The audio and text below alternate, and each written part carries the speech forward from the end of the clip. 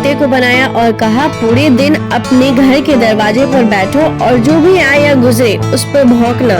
इसके लिए मैं तुम्हें 20 वर्ष की आयु दूंगा। कुत्ते ने कहा, यह बहुत लंबा समय है, भौंकने के लिए मुझे केवल 10 साल ही दीजिए, बाकी मैं 10 साल वापस करता हूँ। भगवान मान गए।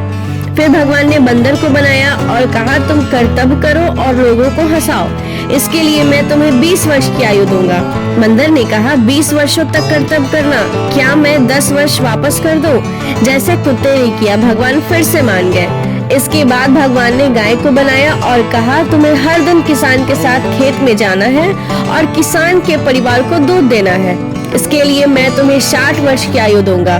गाय ने कहा, 60 वर्षों के लिए यह कठिन जीवन है, मुझे 20 वर्ष ही दीजिए और बाकी 40 वर्ष मैं आपको वापस करती हूँ।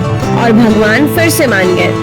और फिर भगवान ने मनुष्य को बनाया और कहा, खाओ, खेलो, शादी करो और अपने जीवन का आनंद लो, इसके लिए मैं तुम्हें 20 वर्ष की आयु दूंगा। लेकिन मनुष्य ने कहा, केवल 20 वर्ष?